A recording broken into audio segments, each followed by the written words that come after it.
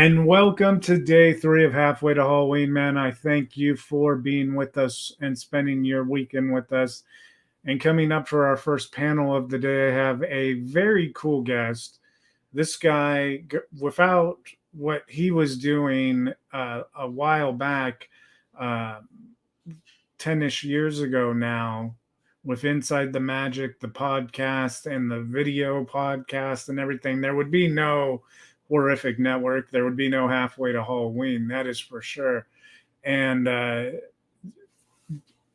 the time, Ricky's work was an inspiration, and now it continues to be an inspiration in the projects that he is behind and designing. So I'm really excited to welcome him in to Halfway to Halloween. Ricky Brigante, thank you, man, and welcome. It is cool to have you on. Yeah, great. Thanks so much for having me. Appreciate all the kind words, the great introduction. Happy to be here. And it is meant, man, because back when you were doing that show, there was not like this great influx of vloggers and podcasts and all this stuff. Like now you go and it's like vloggers are almost like treated like celebrities and to a certain extent, where that's how much that culture has grown. But when you were doing it, you were just doing it, I have to assume, for the love of themed entertainment. So how did you start Inside the Magic? Yeah, absolutely. Amazingly, that was actually 17 years ago that I started it. It was 2005, which is crazy to think about. Yeah, I mean, you're absolutely right. There was no culture. There was not really a thing back then. It was barely a thing. I mean, when I first started, the word podcast had just been coined 4 months prior, and so there was no distribution mechanism. The iTunes podcast directory didn't exist. All the websites that now, Spotify, whatever, didn't exist. Social media barely existed, and so it was a different era for sure. There was no such thing as an influencer. Yeah. And so yeah, you're absolutely right. It was just because I had been living in Orlando for I don't know how many years at that point, not too many. But had grown up in Florida, went to the parks all the time, and wanted to just find a way of sharing that love for it with people online. And what I had zero expectations of anything at all. It just seemed like a fun thing to do. So, grabbed a microphone, started talking into it. The first episodes were rough, but it evolved and it just kept going. And yeah, today's a very different time for sure. It's interesting too, because so just like podcasting wasn't a thing, the YouTubing and the vlogging was not, publishing content like that from a theme park was not a thing as much either. And so I know a lot of those videos, especially like the HHN videos, were so cool, because that was always like my Disneyland to East Coasters who go to Disneyland for the first time. To go to Orlando's HHN, being in California, that is like the haunt mecca. Right. And so like living vicariously through you and the haunt videos and everything, of knowing like someday, man, I have to get over there. It made it that much more special. And getting to do that that coverage, what was that like back in the day? Because Orlando has notoriously gone through like these periods of media is not allowed to shoot anything. Media is, and then it's like media can shoot whatever they want, and media can shoot like 1 or 2 mazes. Like people talk about this all the time when they're like posting the videos. Vloggers now, like they have their viewers vote, because they'll be like, okay, they're telling me this year I can only do 3. Which 3 do you guys really want me to like do, type of a thing. So what was it like back then when you were going and covering it for Inside the Magic? Yeah, I mean, what was fun about that journey is, I started Inside the Magic with a Disney focus. I had been, a fan of all the parks and Halloween and all of that. I was at Universal like the opening year when I was 9 or 10 years old, and Mm. it was sort of baked into me. But I started, just like Disney. I love the Disney parks. Let's do that. But little by little, I lived in Orlando. I went to the other parks. I was like, oh, let me see what happens if I put a little bit of not Disney stuff in here. And it definitely was like a back and forth with people because back then it wasn't like it is today. It was very much like Disney versus Universal. It was Yeah, very much like you can't be a fan of both. You have to choose your side, and it was it was sure. it was silly. And I always thought it was silly. And I feel like we've surpassed that today, fortunately. But so back then, even just the notion of going to Universal parks, like forget Halloween, just by day, and showing off some of that, there wasn't nearly the same level of interest and devotion and fandom that there was for Disney content. Um, and it's over time though, so you asked about horror nights. I think the first time I went to horror nights as invited press was not even with Inside the Magic. It was with Attractions Magazine. Oh, nice. I co-founded that with Matt Roseboom back in the day, and because it was a print magazine, we had press access when the parks were still not giving any sort of, they were like, this online thing, we don't know what to do with that, or not interested. Sure. It didn't have the weight that it does now. And so I think that was where, I remember shooting video of the opening moments of like the Carnival of Carnage show with Jack on the big stage, and I was up on the riser and shot that and put it on. I just sort of was like, there's this YouTube thing, sure, let's put it on there. And it did very well, and so it became apparent that there was more to be created there. Hmm. And just over the years, it just kind of was one step at a time. It wasn't until only the last few years that they started allowing filming inside the haunts, inside the mazes. It was, prior to that, it was just scare zones, and they would stage a few moments for the press, little photo, video moments. So I think it was when they started as a PR move, realizing, hey, there is merit to inviting websites, vloggers, YouTubers, social media, influencers. Once all that came around, it started to get complicated and crowded, and they were figuring it out as they went. They were running experiments. What if we let them shoot something? What if we let them shoot everything? I don't know. Let's see what happens. They have Yeah. no idea. What if we let this person shoot but not that person? It's strategic for them behind the scenes, but it's also an experiment. Marketing and publicity is always experimenting, and they learn with each time, and they run metrics and see what they get out of it. And so it's, I think one takeaway, there's so much focus on this idea of like being media and being press. And I think it's a little silly, because truly what it is being a partner with the parks. I mean, it's not like it's hardcore, political reporting or anything where you need to be super independent, whatever. It's entertainment, it's theme parks. So it's like, Mm. great. What do they get out of it? What do you get out of it? What does the audience get out of it? How does everyone get something positive out of it?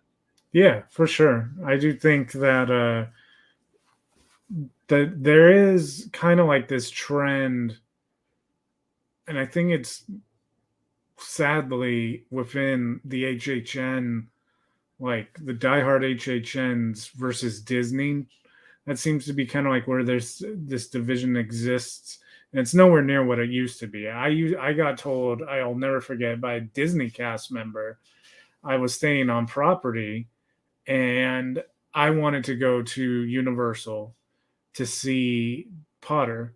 This is before Diagon Alley, and so my parents didn't really care, and so it was my cousin and I. So we were taking a cab or a Mears or something back in the day before Uber, and the cast member was like, can we help you?" And I was like, "Yeah, we just need a ride."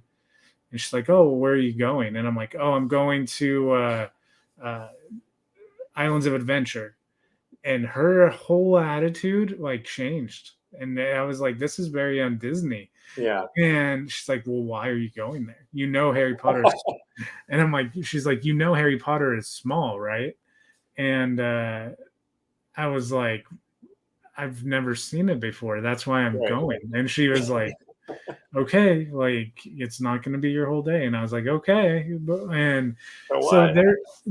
there does seem to be kind of like a divide there still, but I do agree with you that most people nowadays, there's like the whole Disney Bats days and like more cultural like inclusion and like, I hate to call it like clubs, but it is like kind of like club meetups, like where they'll do these non-official gatherings at the parks and stuff. So it is pretty cool to see, like horror movie or HHN, but also Disney fans do their own like meetups and stuff too. So it is fun. But as you moved on, because I want to make sure we had time to talk about this, you moved on from Inside the Magic, and you have been. I just saw the post that you posted on your page, and congratulations on it being the sixth year from when you guys were like doing your first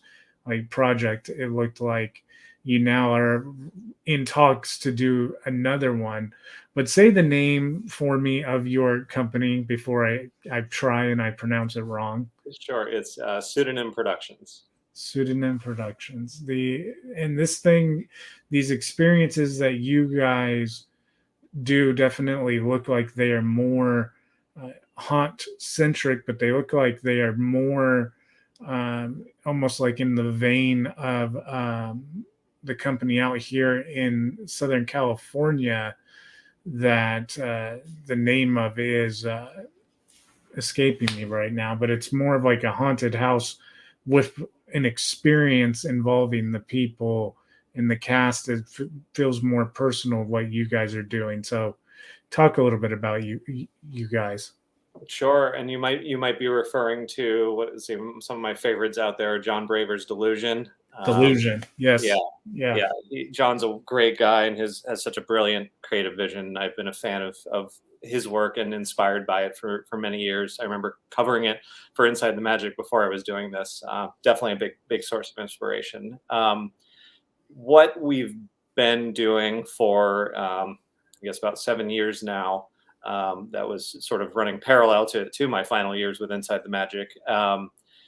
Is yeah, we began with some real raw, rough, low budget, immersive theatrical productions. Had darker elements certainly, but they weren't Halloween experiences. They weren't haunts. Mhm. It was something different. And by today's definition, I mean it's great that we're able to say things like this now. The work that has gone into like the Star Wars Galactic Star Cruiser Mhm. is not too far off from the work. I mean, budget and scale is totally different, obviously, but as far as structure and the type of experience, it's more or less what we've been creating for years now. This idea that you can interact and become part of a story that plays out over X period of time. Has been at the core of what we do. It's not just like going to a theme park and you ride through a story for like 3 or 4 minutes, or you're maybe in a great queue and then this, and it ends up being like a 45-minute experience. But it's more like um, we don't have a ride vehicle. We have you on your feet moving around, exploring, discovering, and then interacting and finding your own place in this world. And we've done that in a number of different ways. We've certainly done some Halloween productions because that's where my heart certainly lies. And we've had a variety of that. We've really been just kind of playing and experimenting. Sort of the last few years have been a lot of like R&D for us, figuring Mhm. out which systems and genres and this and that we wanted to explore. And it's been a great learning experience. People have loved most of what we've done, and it's brought us to this moment in time where we are, the world of immersive art and entertainment is really starting to shine outside of theme parks, outside of these multi-billion-dollar giant corporate experiences. There's groups like John Braver and Delusion and JFI Productions and Creep and things like that that are creating unbelievable experiences, seeking cinema. And so it's a moment where we're finally poised to take some next steps and create something bigger and better and more year round and permanent and that sort of thing. So that's what we've been working on for a while. Not too much more to say about our current project, but the past has been an adventure for sure. To pull in a little bit of theme park mentality, a little bit of haunt, a little bit of this, just kind of mashing things together and seeing what happens. And with that, your guys' experience, just talking about like delusion and creep, like those are like you make the reservation and the experience can last like for a pretty good amount of time. Yours, when people book their ticket, book their experience with you guys, how long would you say the typical like run time of the experience is for the guest? Yeah, it depends on the production. Out of our pop-ups that we've done over the last few years, the shortest one I think we had lasted.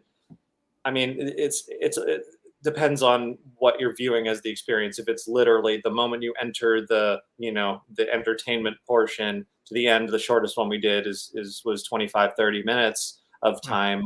But then in addition, there was a very lively bar with some characters and some fun things there. So overall, you'd probably spend an hour there.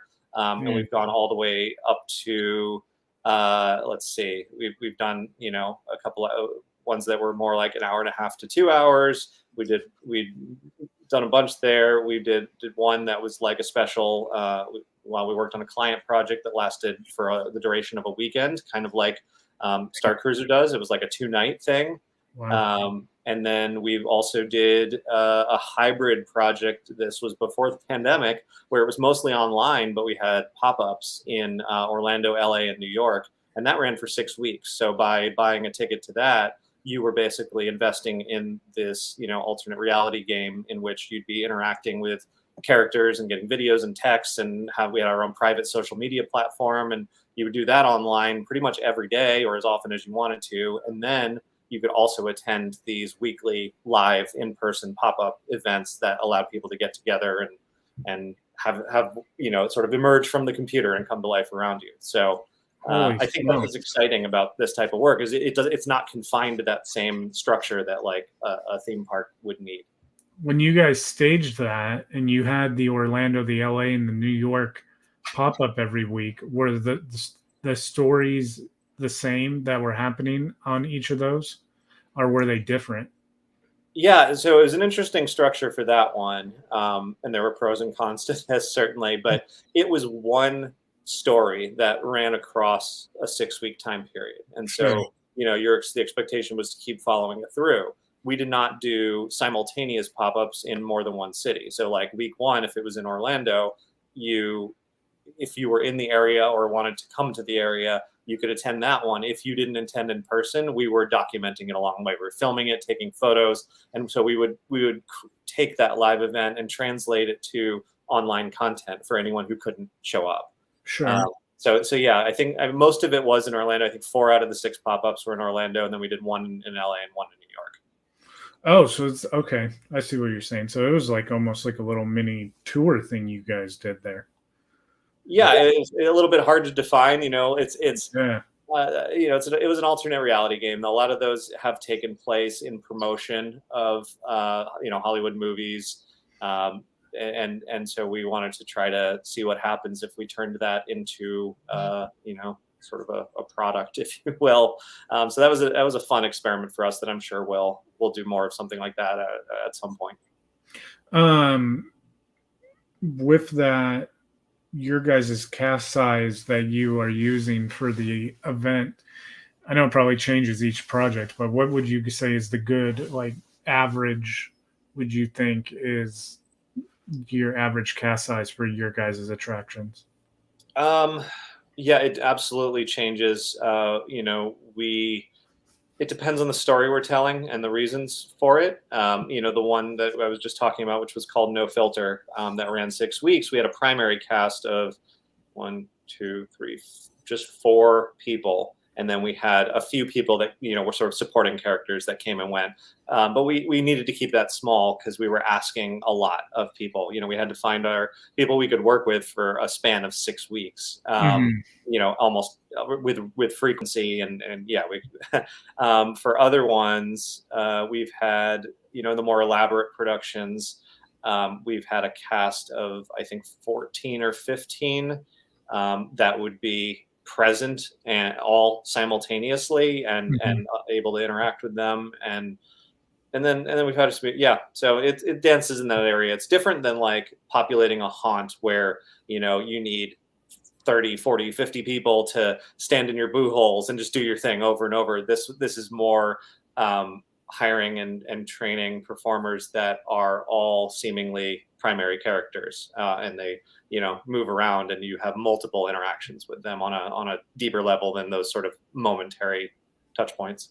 They have to be good to improvise, I would assume, too, as far Yeah. as the amount of content. Very much like you mentioned earlier, the Star Cruiser, like the ability to sway the conversation a certain direction depending on what the response from the guest is. That's a special kind of, you got to be quick on your feet, as they would say. Absolutely. We got a couple of comments in here. Drew saying this October will be the first time I do HHN in Orlando. This will be his second Horror Nights overall. Have you ever done Hollywood's Horror Nights? Yeah, several times. Okay. What would you say the best quality Orlando or Hollywood has to its name as far as their event? Yeah, I had been going to Orlando's Horror Nights since the mid '90s, Hmm. and I had I watched that event evolve year after year, and obviously they've got a very specific tone and style, and their creative group has created a beautiful product. After many years of doing that, I finally was like, all right, I'm going to go check out the Hollywood version. I didn't know what to expect. I had that framework in my head, and when I got there, I remember just spending the night going, whoa, this event is intense. Like in comparison, like it's almost like Orlando's is more theatrical and creates atmosphere and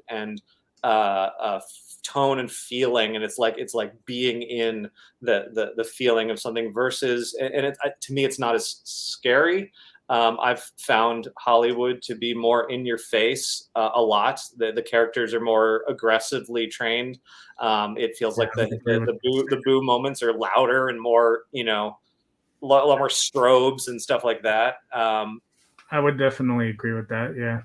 And one of my favorite, I mean, ever since was very young, I've been like obsessed with filmmaking and the process there, and sort of, always loved, just before the internet was, the behind the scenes on the DVDs and glimpses on TV and all of that. And so being able to go to like Universal and getting a piece of that in real life was always fun for me. So when I finally made it to Hollywood, having, never been to that park, and was like, oh, part of this event is going to the Psycho Bates Motel, and getting out of the tram and walking through there, and just feeling like, wow, this is actually like a legit piece of Hollywood history, and it's a haunt at the same time. That just was a great experience, for me, and I think Orlando doesn't have that history to it.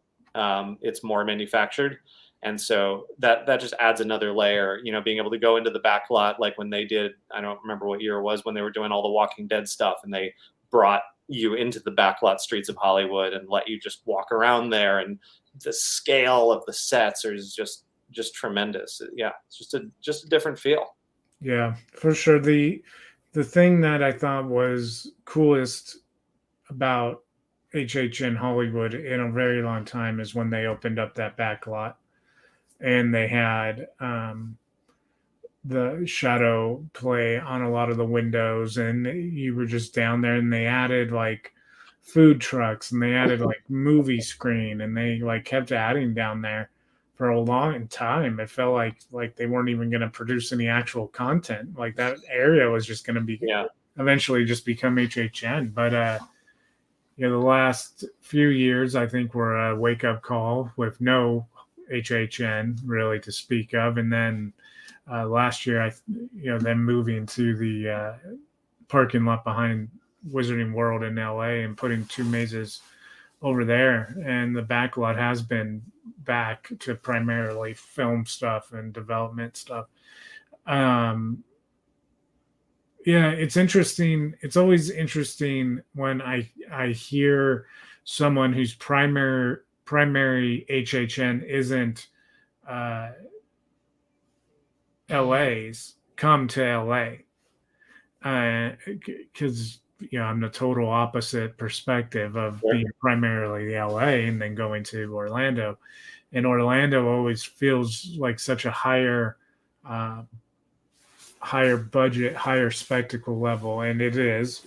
The great meme that was circulating last year on Twitter was the Orlando's to Hollywood's Hill House mazes, with Orlando building this facade of Hill House versus Hollywood's just as a piece of particle board with the poster on it. But the Hollywood one got me some. Like there was a couple points. So I will say that I do think I agree with you that the haunted house cast in Hollywood usually feels way more in your face, but the scare zone cast or scare actor, like the true scare actor, like Hollywood doesn't have anything close to anything like the icons, like Jack Right. and Chance and all that, like, which is a shame. And I know they have said that they don't want to because it's Hollywood and they want to be IP and everything. But man, I think they're missing the boat on not going down some kind of road with having some icons. But with your guys's production and your experiences that you guys designed, do you guys have a group that you would consider the iconic characters that you may one day bring back? It's a great question. Because of the nature of what we're doing and the sort of the experimental nature of everything, we haven't stuck with just one set of characters completely. We like to say, we're pseudonym productions, that we're sort of creating this pseudoverse, if you will, that all of our productions kind of sort of loosely live in I guess in our heads in the same whatever weird world. And we've put a few Easter eggs here and there between different productions. But other than the first two that we did, The Republic and When Shadows Fall, which When Shadows Fall was a direct sort of reinvention of the first one, so it had a lot of the same characters and all of that. We since then have not brought back any, and it's certainly something we could do. It's really fascinating to watch unexpectedly which characters become fan favorites. That certainly has happened with Horror Nights. The icons started as marketing gimmicks. They weren't necessarily created to be amazing recurring characters for years and years that people would look forward to and want to take photos with and become speaking characters. They were like, this is a marketing thing. And I remember watching the commercials for the director and the storyteller and all of that, and there wasn't too much more to it than that. But over time, as social media came and as the hardcore fan base started building, it became apparent. They were like, oh, we're kind of onto something here. For and sure. and I think that there's an element of that for us. It's like we've looked at the worlds and the stories and the characters we've created in the past and been like, oh wow, this character that we thought was just another character has, for some reason, for some like undefinable reason, is the one that everyone's like, oh my god, I love that for these reasons. I'm like, okay, that's something to learn from. And so, yeah, original IP development is a tough thing. It's that debate even at Horror Nights of like the original houses versus the IPs and which is better Mhm. and why do people come for it, and diving into the world of creating original stories and worlds and characters is terrifying. It's tough because you never know what people are going to like. For So sure. yeah, I do think that it is one of those things too that it's a double-edged sword because if you do the original story, you're like, man, like you really better create something good enough that people can build. Like you better make it good enough on paper that your crew can understand and build the set, or and you better make your dialogue good enough to where when you go out and get an actress, they deliver the lines. Same thing, actor, actress, hero, villain. Like you have to do that all from scratch. Whereas if you're doing the IP, you have a whole lot of stuff that you got to live up to, and you better do that movie justice. right, And if you don't, the, not only are the fans going to be mad that your movie sucks, but they're going to be mad that you did it in the vein of whatever movie. right. And Um, there's like so many layers to that too, because you get even in the world of reboots and remakes and all of that. We had whatever a few years ago, the Evil Dead house at Horror Nights that was based on the newer Evil Dead, and so now you've got layers of that of like, great, did people like the remake of the movie or the reboot of the movie, and if not, can they still like the haunt? Or if they did like it, will they like the? It's just like, oh god, there's so yeah, much. yeah, that was like one of the debates with Guillermo del Toro's in L.A. was the Crimson Peak maze. Mm, Is that one was like the reception to that maze seemed like it was always the opposite of your take on the movie. If you liked the movie, you didn't like the maze, but if you liked the maze, it meant you probably didn't really give a damn about the movie or right. whatever. And it was like it is possible to get scared in a maze that's based off of not maybe the best movie, Sure. or it is possible for you to maybe be a little let down if you love the movie and this wasn't what you were expecting, but at least appreciate like certain rooms, certain hallways, whatever. Because I do think there was a lot of that maze that HHN did really well. Like Yeah. I I, love that maze a lot. I I, think I'm fascinated by, and it's more in Orlando. I think this.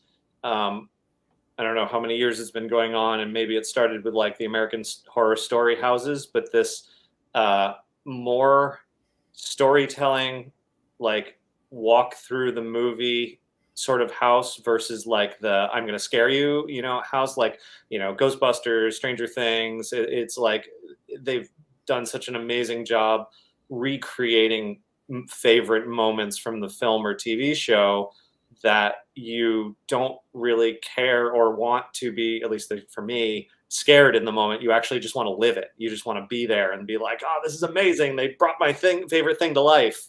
And having they're hiring actors who look so much like the characters. And, when they come out and they'll mouth along to a clip from the movie, when they can get the rights for the audio. But yeah, it's yeah, I just like going through the Ghostbusters house and having Slimer pop out and flailing around, or the actor who I can't remember his name right this second, but who was a dead ringer for Rick Moranis, popped out yeah, yeah. and just had that look on his face, and it right in my face. I was like, oh my god, I feel like I'm in that moment, and that's a lot of fun. It's sort of this hybrid between a ride and a haunt that I'm really curious to see how they keep evolving that.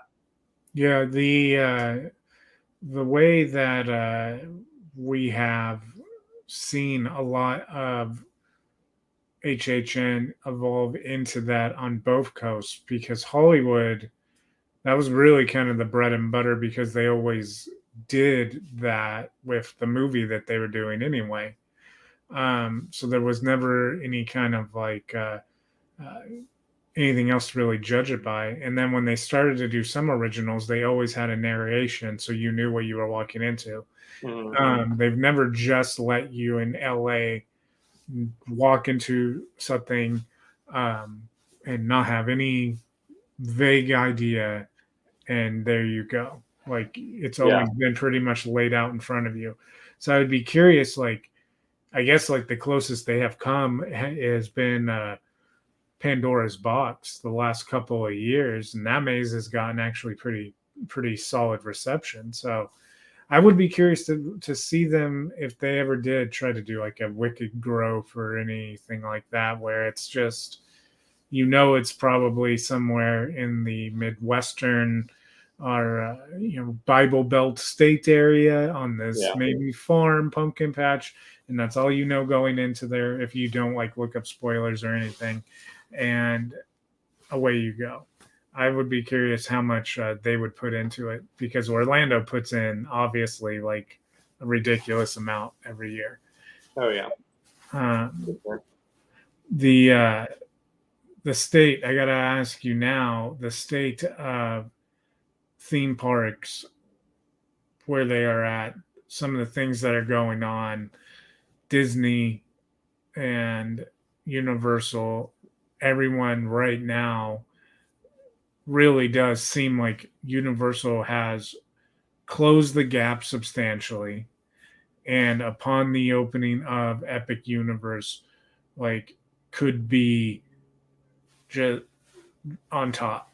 Like they could kind of be the one that actually overturns Disney as far as the travel destination of Orlando because of this thing with Genie Plus, the park reservation system. Like the list kind of goes on what people like to complain about. People people always seem like they will complain about Disney loudest because Right. I think the standard is the highest. Right. And so even when like Universal screws up, those complaints are nowhere near seen by as many because they're not vocalized as loud. Disney, I honestly think, uh, no disrespect out there to anybody watching, but there's always like a line of people a mile long outside of customer service at the end of the day at a Disney park. I know there are lines that are kind of long at Universal, but it really like the people that go to a Disney park, if they feel like they could get something, they're gonna try to get it. And by all means, if you feel like you could get something in the over the right circumstance, get it because you paid for it by the amount that you paid to get into a Disney park. Whenever you go on a Disney tour and there's free alcohol, they always tell you to drink. And they're like, you're paying for the alcohol. Like, by all means, keep drinking if you want to drink. And so if had something legitimately happen to your group or your family on vacation that was crappy, that was kind of on Disney, you could ask for like some form of compensation. No problem. My problem is that at customer service at the end of the day, the line is filled with people who have been in the park all day. And at the very end of the day, maybe they didn't get like a boarding pass for Rise of the Resistance. They're gonna barrage that cast member for a free ticket to come back to try for a Rise of the Resistance boarding pass again. No, man, that's not how it works. Like, and so that creates a lot of pissed off people too. So, like, Disney has all these things. So, you having studied um, the theme park industry for so long and the trends and everything, what do you think, man? Before I Yeah. let you go, let's call it like in the next 5 years, do you think Universal has opened Epic Universe successfully and has like closed the gap between the two and now they're just like neck and neck? I think we're in a weird time for sure. It's not as I think the competition between the two is not as obvious anymore because it seems to me that the audience that Disney has now decided to go after is distinctly different from the audience that Universal will now attract. And by that I mean it used to be, back in the late 90s, early 2000s, Universal very much operated under a beat Disney mentality. They literally used to have a giant banner backstage that was like team members help us beat Disney. You know, it was a very clear mantra. And they did that by trying to, you know, create a lot of the same successes, themed lands, rides, shows, etc. It felt for many years like a fantastic experience, but yeah, it was always a bit of a step behind Disney. They differentiated themselves by appealing to a slightly older demographic. You know, Islands of Adventure more of a thrill park, more for teenagers, more for, you know, not necessarily for young kids. A little Mm. bit more edgy in their tone, etc. So that was sort of how they carved their niche into things. Within the last few years, you know, well, I should also say, back when I started Inside the Magic, I remember it was right in the thick of the Save Disney movement. It was Mm. toward the end of Michael Eisner's, you know, leadership in the company, and while he did some incredible things for the company, his final years were not so great. And there was a big push from Roy Disney at the time to get him out of the company and bring in somebody new, and Mm. that was a fan favorite move. And and that's when Bob Iger ultimately came in and did very well and never was well liked. I'm feeling a lot of the same things now. You know, it's been handed over to Chapek, and a lot of the things that Chapek is executing right now are not necessarily his decisions. They were put in place long before he was there.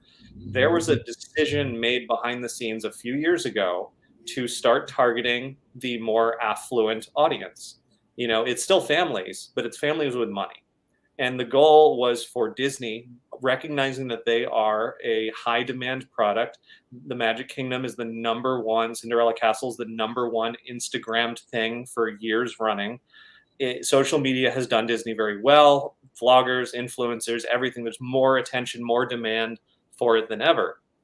And what happens when you get that is you get the ability to say, hey, we've got a great product that people love. We're going to charge more money for it. And we're going to find ways of monetizing it, and it's going to ruffle feathers. And they've been clear about that. They were like, if we can make more money off of fewer people, we're going to do that.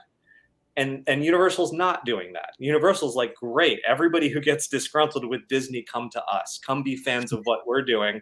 Come enjoy our IPs and our experience. And I think we're going to have that weird shakeout in the next 5 years. It's going to be Disney as a shift to premium products, and only for those who can save up or just naturally afford it. Whereas Universal will be the great and more affordable option. And so it's the different type of traveler. Are you going to go spend $5,000 for Galactic Star Cruiser, or are you going to go spend $1,000 for several days at Universal? You know, Yeah. that's just the way it's going to be. And change is hard. You know, people who Disneyland, I'm sure, as you know, has had a significant annual pass holder problem for years and years and years because of Right. the high demand. And I think the pandemic offered Disney that reset button that they needed to fix that problem. But by Mhm. fixing it for them, it's going to anger a lot of people because they're basically going to say, hey, this hangout that you used to have, it ain't there anymore, you know? Yeah. So it's going to be rough. There's going to continue to be a lot of people who are angry and upset that they simply are being priced out and not valued. And sadly, that's strategic. It's interesting too because I turn 40 in a couple of years, and my wife is like, I want to get you Star Cruiser for your 40th birthday. And she's like, but what if we do it now? Because I feel like by the time you actually turn 40, it's not going to be the same thing as, and I want you to do it right now. And seeing the reaction of all these people who are actually doing it are having a fun time and wanting to go back, but there's not enough people that are actually doing it Right. because they're charging what they're charging for it. And it's like one of that situation of, I'm hoping that when we go on it, we see exactly why they are charging what they're charging for it. Because when they don't charge what they charge for it, you're going to start to see the decrease of what you get with that, or two different experiences entirely. That seems like Disney's the route that they go to, where Universal does seem like they maintain the course. And if you don't like it, sorry, but this is what it is. Disney does seem like they always try to compensate, and it almost seems like they overcompensate when they compensate. It's kind of like the Chapek rule of thumb right now. When he, like when everybody came after his head, when he did not immediately say anything over the bill, Right. he didn't say anything, and they started to be vocal about it, and it was super shitty that he didn't say anything. But then when he finally did say anything, what he said came off so mass produced, like PR. Yeah. And it was just kind of like, maybe you're better off not having said anything. And so, like, this steady course versus this like kind of roller coaster right now, I think is kind of where it's at. And the roller coaster hill still may be a little bit higher than that bank and everything else, but man, it seems like it's getting a lot closer. Just to add one more quick thought, I think what excites me about all of this, and absolutely, there's a lot of nuance there that is terrible along the way. There's a lot of mistakes that are going to be made. What excites me though is down the line, with the reason we're doing what we're doing with Pseudonym and what others who are in this sort of emerging immersive art and entertainment industry is because the doors are opening to have more experiences, different kinds of experiences, different scales, different locations, more regional, more local. It's been something that the industry's tried to do for a lot of years. Disney opened a Disney Quest in Chicago and that failed. It's Mhm. like it didn't quite ever get there. And now it finally is starting to hit with certain types of experiences succeeding that would normally be things in the past you would only see in a theme park. And that's super exciting to me, not just from the work we're doing, but to be able to go out and be like, hey, I'm, in the city I live in, I can go do things that I 5 years ago could never have dreamed to do locally. That I would have had to go to a theme park for this, and like go to Orlando, go to LA, go to overseas somewhere. I think in 5 years it's going to be incredible to see the difference between the multi-billion-dollar, premium, incredibly expensive like vacation destination experiences that theme parks have, but then like the $20-$30 tickets that you can get, maybe $40 locally, that you can spend 2, 3, 4 hours at and have just a mind-blowing time that isn't so bogged down in all of the stuff that you were just talking about the carefully maneuvering corporate agendas and all this stuff that makes it challenging to like get excited about the fun stuff. Yeah, for So sure. it's going to be interesting. I think we're going to see a big shift in what themed entertainment and immersive entertainment really is in the next few years. Yeah, I definitely agree with you on that one. Well, man, like everybody out there, we will make sure that we link Pseudonym Productions and make sure that we stay on top of when Ricky and that team are coming out with the next experience. But we do thank you, man. I've always had the thought in my mind that I need to reach out and just invite you on so we could talk about this stuff on the show, and I'm glad this like provided the perfect opportunity to do so. So thank you for coming on board. Yeah, thanks very much. Always fun to just talk about parks and haunts and celebrate halfway to Halloween. Right on, man. Awesome. We hopefully you will have a great second half of the year and a great haunt season to you. And we look forward to seeing what you guys have got cooking up next. Great.